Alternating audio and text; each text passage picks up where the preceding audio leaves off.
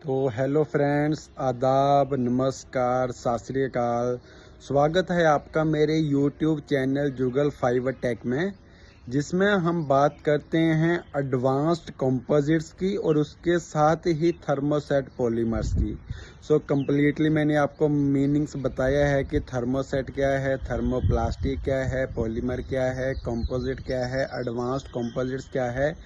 किसी भी advanced composites, कोई भी प्रोसेस हो, किसी के रिलेटेड भी आपका कोई भी इशू हो, चाहे वो पॉलीमर्स के लिए हो, resin, gel coat, paint, fibre, additives, fillers, किसी चीज़ के रिलेटेड आपका कोई भी इशू हो, वो इशू आप कमेंट बॉक्स में कमेंट करो। उसके अलावा अगर आपका कंपोजिट प्रोसेस में, चाहे वो एसएमसी हो, डीएमसी हो, डीएमसी में कंप्रेशन मोल्डिंग्स होती हैं, इन्फ्यूजन है, vacuum assisted resin transfer moulding है, जो हमारी मेट्रोज में, जो हमारी इंडियन रेलवेज में, डिफेंस में एक बहुत बड़ा, जिसका एक बिजनेस है, एक मार्केट है बहुत बड़ी। इसके अलावा आपके पास वेट लेयर प्रोसेस है, पल्ट्रूजन, रीवर, जो आपकी अगर बोलूँ अरेबिक कंट्रीज में एक बहुत बड़ी मार्केट, तो आज के टाइम पे एक बहुत ही बड़ी मार्केट है पल्ट्रूजन रीवर की। इंडिया में भी है बट बाहर की बात कर रहा हूँ। अगर आप यूरोप में जाओगे, अगर आप यूएस में जाओगे, अगर आप यूके में जाओगे, तो एक बहुत बड़ी मार्केट है इस चीज़ की।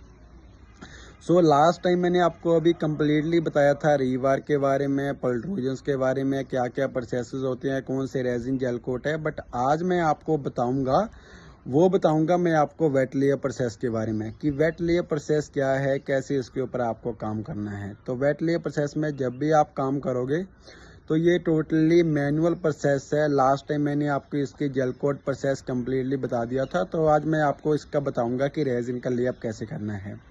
तो जब भी आपने जेल कोटिंग कर देनी है, तो लास्ट में मैंने आपको बताया था कि इसका स्किन टेपिंग कर देनी है। स्किन टेपिंग क्या होता है कि जब आपने रेजिन को, जेल कोट को लेप कर दिया है, तो उसके बाद जेल कोट आपका रिलीज ना हो मोड से 1 घंटे बाद, 2 घंटे बाद, 3 घंटे बाद आप रख सकते हो। तो उसके लिए आपने क्या करना है, सिर्फ एक लेयर को पहले आपने लगा देनी है सरफेस वेल, सरफेस मैट। जो हमारी सरफेस मैट होती है उसका जो टेक्निकल नाम है वो है surface veil, VEIL, V for victory. Surface veil 20 GSM, 50 GSM वो आपने कोई भी लगा देनी है। उसके बाद आपने कोई भी मैट लगा देनी है, 225 लगा देनी है, 300 GSM कोई भी एक लगा देनी है, वो आपकी थिकनेस के बेस पे। बट स्टार्टिंग में आपने 225 और 300 में से कोई भी एक लगा देनी है। जब आपके पास ये लग जाए, ये लेयर आपके पास जब आपने 225 या 300 की लेयर लगा दी है, तो इसमें ये तो आपने लगा दिया, ये सिर्फ जेल कोटिंग का प्रोसेस मैंने आपको बता दिया। बट हमेशा ध्यान रखना है, जब भी आप अपनी सरफेस मैट लगा रहे हो, तो सरफेस मैट लगाने के लिए आपने एक ही चीज़ का ध्यान रखो। पहले तो आप अपने पास फोम रोलर हो, फोम रोलर से आप मोल्ड के ऊपर हर जगह पे फोम रोलर से रेजिन लगा दो। हल्का हल्का लगाना है बिल्कुल, कि हर जगह लग जाए। उसके बाद आप उसके ऊपर सरफेस मैट लगा दो। अब सरफेस मैट लगाने के बाद अगर तो आपके पास मोल्डर जो टेक्निकली एक्सपर्ट नहीं है, या फिर आप इंजीनियर की बात करो जो इंजीनियर टेक्निकल एक्सपर्ट नहीं है, तो उनके लिए क्या करते हैं, मोल्डर फिर कभी ब्रश से करेंगे मोल्डिंग, या फिर वो अगर फोम रोलर से भी करेंगे। तो जो सरफेस मैट होता है, तो ये ना बार बार इकट्ठा होता रहे। जब ये बार बार इकट्ठा होगा, तो फिर इकट्ठा होने के बाद वहां पर आपको ज़्यादा रेजिन यूज़ करना पड़ेगा। ज़्यादा रेजिन यूज़ होगा तो मटेरियल का वेट बढ़ जाएगा, रेजिन की कंजप्शन बढ़ जाएगी, टाइम साइकिल आपका बढ़ जाएगा, और उसके साथ जो आपके रेजिन पे है उसके ऊपर आपके डिफेक्ट्स भी आने स्टार्ट हो जाएंगे। कहीं ना कहीं आपकी एयर ट्रैप आ जाएगा, आपकी एयर पॉकेट्स आ जाएंगी, मॉइस्चर आ सकता है। तो ये क्योंकि जब बीच में गैप बन जाएगा, तो ये आपको डिफरेंट तरह के इश्यूज आएंगे। तो हमेशा ध्यान रखना है, फोम रोलर से आपने बिल्कुल फोम रोलर के साथ ही आपने पूरे रेजिन को लेअप करना है, जो आपकी सरफेस मैट है। एक बार आपने लेअप करने के बाद, जब आपका एक बार, बट आपने फिर भी एक सरफेस मैट में आपने ये भी ध्यान रखना है ऑलवेज अपने पास, अगर अगर सरफेस मैट का वेट आपका अगर सरफेस मैट का वेट आपका 1 kg है, तो उसमें आपका रेजिन कितना लगेगा ये भी आपको पता होना चाहिए, कि कंजप्शन कितनी होगी वो भी आपको पता होनी चाहिए, कि उसमें कितनी कंजप्शन होती है जो आपका सरफेस मैट होता है। तो इसमें 5 टाइम्स की आपकी कंजप्शन होगी जब भी आप सरफेस मैट यूज़ करोगे। अगर 1 किलो है तो 5 किलो आपका रेजिन लगेगा उसमें, सरफेस मैट में। सरफेस मैट लगाने के बाद इसके लिए जो आपको रिक्वायर्ड, सबसे पहले तो सरफेस मैट आपने लगा दी, जो जेल कोड के टाइम पे लगा दोगे। अब आपको रिक्वायर्ड मटेरियल क्या क्या चाहिए जब भी आपने रेजिन से लेप करनी है वेट लेप प्रोसेस में, डिपेंड करता है कि आपका प्रोडक्ट कौन सा है, कस्टमर कौन सा है और प्रोडक्ट की क्या क्वालिटी की रिक्वायरमेंट्स है। बट आपको मैं मेजरली बता देता हूँ आपके पास क्या क्या चाहिए। कोई बहुत ज़्यादा मटेरियल नहीं है, सिर्फ एक आपके पास ब्रश होना चाहिए, एक आपके पास फोम रोलर होना चाहिए, आपके पास स्टील रोलर होना चाहिए और एक आपके पास कॉर्नर रोलर होना चाहिए। इसके अलावा आपके पास कुछ भी नहीं चाहिए। बिल्कुल जीरो डिफेक्ट से आपका मटेरियल जो आपका प्रोडक्ट है वो रेडी हो गया। इसके अलावा आपके पास कैटलिस्ट होना चाहिए, एक्सेलरेटर होना चाहिए, प्रमोटर होना चाहिए। कैटलिस्ट क्या है, आपके पास MEKP है, एक्सेलरेटर आपके पास कोबाल्ट है और प्रमोटर आपके पास DMA है। DMA कभी भी आपने बिना किसी एक्सपर्टीज से आपने कभी भी यूज़ नहीं करना है। आग लग जाती है, फायर, अगर फायर एक बार होगी, कुछ ब्लास्ट हो गया तो बहुत बड़ी प्रॉब्लम हो जाएगी। DMA का सोल्यूशन बनाना कोई भी बिना एक्सपर्टीज के इसका सोल्यूशन नहीं बना सकते हैं, तो कभी भी इसका सोल्यूशन मत बनाओ। आप ओनली MEKP को यूज़ करो। 1.5 to 2% अपना जो टेम्परेचर होता है 30 डिग्री में, 25 से 30 डिग्री में आप इतना यूज़ कर सकते हो। इसके अलावा अगर आपको कम ज़्यादा करना है तो आपने एक्सपर्टीज से पहले पूछ लेना है या कमेंट बॉक्स में यहाँ कमेंट करके आप पूछ सकते हो। तो इसके अलावा आपके पास जग होना चाहिए जहाँ पे आप रेजिन अपने पास रेजिन जिसमें डाल सको। जग जो आपके पास हो 1 किलो और 2 किलो का आपके लिए सफिशेंट है। उसके अलावा आपके पास होनी चाहिए एक स्टिक होनी चाहिए या फिर कुछ स्टर करने के लिए, मिक्स करने के लिए। जो आपका जिसमें तो आपका मेन रेजिन पड़ा है वहाँ तो आपको स्टरिंग मशीन से ही मिक्स करना है, जो इलेक्ट्रिक होती है। जब आपने उससे मिक्स कर लिया, जब आप यूज़ करोगे तो याद रखना, जब भी आपने रेजिन अपने पास रखा है, जब भी आप रेजिन यूज़ कर रहे हो तो उसे हमेशा आपने हर 1 घंटे के बाद उसे मिक्स कर लेना है। चाहे 5 मिनट के लिए, मिनिमम 5 मिनट के लिए तो मिक्स करो, रेजिन को मिक्स करना है। और जब भी आप रेजिन को अपनी बकेट में मिक्स करोगे तो वहाँ तो आप अपने पास स्टिक रखो, स्टिक से या मिक्स करते रहो। MEKP को कैटलिस्ट डालोगे या आप उसमें एक्सेलरेटर कुछ भी डालोगे तो हर बार उससे मिक्स करते रहो आप। जब मिक्स हो गया, मिक्स कभी भी अपने ब्रश से या फोम रोलर से नहीं मिक्स करना है। जब ये आपका हो गया तो आपने उसके बाद लेयर यूज़ करनी है अपनी 2 to 5 की नेक्स्ट यूज़ कर लेनी है, या 300 की या 450 की। उसकी आपने CSM की चॉप स्टैंड मैट की आपने GSM 225 300 450 की मैट लगा लेनी है। उसके बाद आपने सिर्फ कॉर्नर में उसके एक बार आपने कॉर्नर रोलर यूज़ कर लेना है। बीच में आपने ट्राई करना है कि मैक्सिमम आपको अगर तो मोल्ड बिल्कुल उसकी कोई भी कर्व शेप नहीं है तब आपको ब्रश यूज़ करने की बिल्कुल ज़रूरत नहीं है। अगर आपको लगता है कहीं पर कर्व शेप है, कहीं बीच में कोई कैविटी बनी हुई है तो वहाँ पर आपने साइडों में ब्रश से बिल्कुल फाइबर को नीचे बिठा देना है।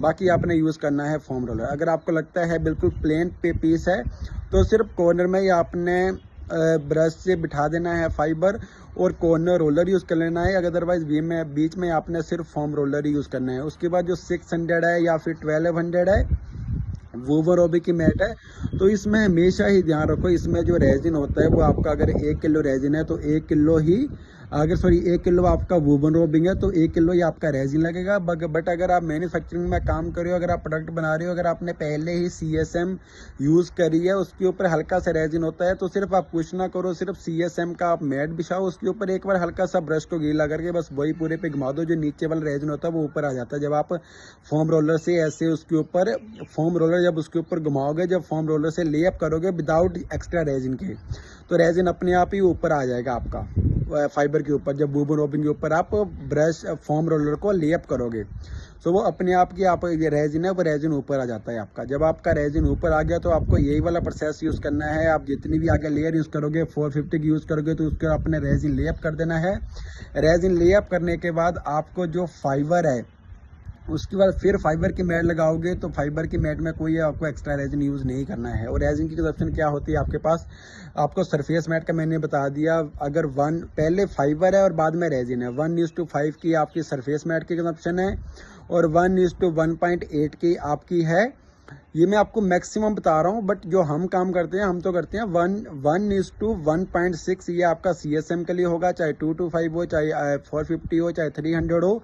और जो आपका वूवन रोबिंग्स होता है इसके लिए 1:1 की कंजप्शन होती है। बट आपको फिर भी ग्लास कंटेंट भी आपको कंट्रोल करना है, डिफेक्ट भी कोई नहीं आना चाहिए, मटेरियल का वेट भी बिल्कुल ओके होना चाहिए। वो आपके ऊपर डिपेंड करता है वो अपना मटेरियल कैसे बनाना है। मे भी आपके पास अगर आप कोई पीस ऐसा होगा जिसमें आप 1:1 यूज़ करोगे, 1:8 यूज़ करोगे, 1:5 यूज़ करोगे, आपका मटेरियल का वेट भी भी ओके आएगा, ग्लास कंटेंट भी ओके आएगा। बट कुछ पीस ऐसे होंगे जो ज़्यादा कर्व वाले होंगे, उसमें आप सेम यही वाला प्रोसेस यूज़ कर लोगे बट आपका ग्लास कंटेंट ओके नहीं आएगा, ग्लास कंटेंट कम आएगा।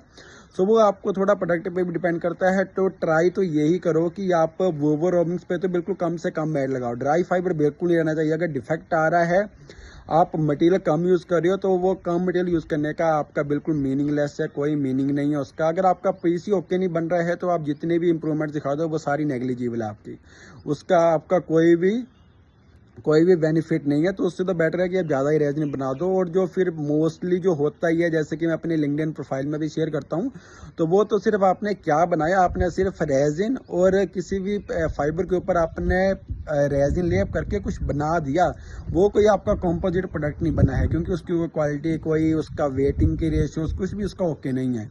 जब आपने ये सारा काम कर दिया, जितनी मैट्स है वो आपको यूज़ करनी है, सारी मैट्स आपने लगा दी, सारा रेजिन फाइबर लगाने के बाद जब आपकी लास्ट लेयर होगी, लास्ट लेयर को लगाने के बाद तो आप उसके ऊपर आइडेंटिफिकेशन लगा दो। जो हमारे पास ऑटोमेटिक जो हमारे ऑटोमेटिक स्टिकर्स होते हैं, जिसके ऊपर आप कंप्लीटली आप कौन सा आपका प्रोजेक्ट यूज़ कर रहा है, विंड ब्लेड में जा रहा है, कौन सा विंड है, कौन सा इसका टाइप है, तो कंप्लीटली आपको वो वाला उसके ऊपर उसका आइडेंटिफिकेशन लगा देनी है। तो ये आपका कंप्लीटली वेट लेयर प्रोसेस का काम है। अगर मैं आपको बताऊंगा मार्केट कैप, तो इंडिया की मार्केट बताऊं या आपको मैं वर्ल्ड की मार्केट बताऊं, वर्ल्ड की मार्केट में कम से कम मिनिमम आपके पास 25 से 30% वेट लेयर प्रोसेस है, और इंडिया में 30 से 35% वेट लेयर प्रोसेस है। वॉल्यूम बहुत बड़ा है वेट में, या फिर मैं क्वांटिटी में बोलूँ, अभी थोड़ा प्राइस कम है। इसका प्राइस कम क्यों है? क्योंकि उस क्वांटिटी को हम उस क्वांटिटी को तो हम अचीव कर रहे हैं, बट हम क्वालिटी को अचीव नहीं कर पा रहे हैं।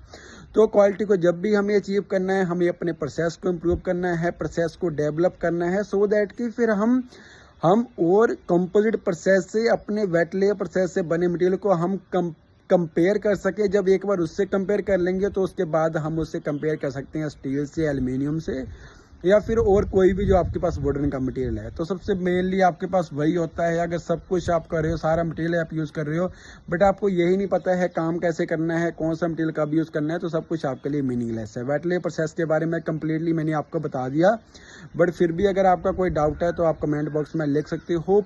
चैनल को ज़्यादा से ज़्यादा लाइक करके शेयर कर दो अगर आपको वीडियोस अच्छी लग रही हैं। अगर वीडियो नहीं अच्छी लग रही हैं तो कमेंट बॉक्स में कमेंट करो। नेक्स्ट टाइम पे मैं उन सब पे काम करके वो हर चीज़ आपके लिए इम्प्रूव करके एक वीडियो ऐसी बनाऊंगा, कंटेंट ऐसा बनाऊंगा कि जिसमें ओनली हो फाइबर, कंपोजिट और प्रोसेस एक्सपर्टीज, बस यही चीज़ें होनी चाहिए। अगर आपको वीडियोस अच्छी लग रही हैं, वीडियो आपका कंटेंट है वो आपके लिए अच्छा है, तो डेफिनेटली आप फिर चैनल को सब्सक्राइब करो, ज़्यादा से ज़्यादा लाइक करो, कमेंट करो और शेयर